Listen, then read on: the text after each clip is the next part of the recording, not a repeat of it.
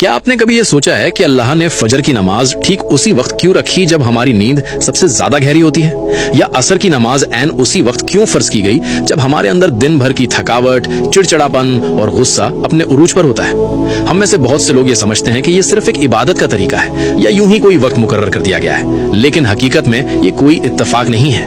اللہ نے 5 وقت کی نمازیں بالکل انہی وقتوں میں فرض کی ہیں جہاں آپ کی روح اور آپ کا دماغ سب سے زیادہ کمزور ہوتے ہیں۔ دن کی شروعات فجر سے ہوتی ہے، دنیا سے ملنے سے پہلے اللہ سے ملاقات۔ صبح کے وقت آپ کے جسم میں ایک خاص ہارمونل بدلاؤ ہوتا ہے جسے medical science cortisol awakening response کہتی ہے۔ یہ وہ وقت ہے جب رزق عطا کیا جا رہا ہوتا ہے اور فرشتے اپنی ڈیوٹی بدل رہے ہوتے ہیں۔ اگر آپ اس وقت سوتے رہ گئے تو آپ نے اپنے پورے دن کی بنیاد ہی کمزور کر دی۔ پھر آتا ہے ظہر کا وقت۔ دن کے بیچ میں جب آپ کام کر رہے ہوتے ہیں تو آپ کے جسم کا انرجی لیول گرنے لگتا ہے، فوکس ختم ہو جاتا ہے، دماغ تھکنے لگتا ہے اور انسان غلط فیصلے کرنے لگتا ہے۔ ظہر کی نماز آپ کے دماغ کے لیے اللہ کی طرف سے ایک پرفیکٹ نیورولوجیکل ریسٹ ہے۔ یہ آپ کے دماغی بوجھ کو ختم کر کے آپ کی توجہ کو دوبارہ بیلنس کرتی ہے۔ اب بات کرتے ہیں عصر کی، جسے جذباتی کمزوری کا وقت کہا گیا ہے۔ شام سے پہلے کے اس وقت میں انسان اکثر غصے میں ہوتا ہے، دوسروں پر بڑھاس نکالتا ہے اور سب سے زیادہ غلطیاں کرتا ہے۔ اسی لیے اللہ نے قرآن کی سورہ العصر میں وقت کی قسم کھائی ہے۔ عصر کی نماز ایک حفاظتی رکاوٹ ہے جو آپ کو جذباتی طور پر ٹوٹنے سے بچاتی ہے۔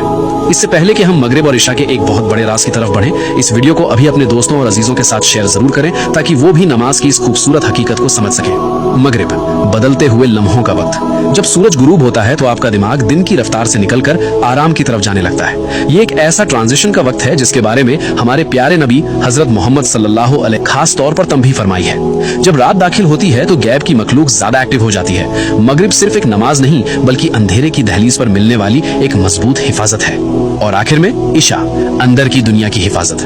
جب اندھیرا چھا جاتا ہے تو انسان کے اندر اوور تھنکنگ بڑھنے لگتی ہے، دل پر ایک عجیب سا جذباتی بوجھ محسوس ہوتا ہے۔ اسلام میں نیند کو ایک چھوٹی موت کہا گیا ہے جہاں آپ کی روح قبض کی جاتی ہے۔ عشاء کی نماز غیب کی دنیا میں داخل ہونے سے پہلے آپ کی آخری حفاظت ہے۔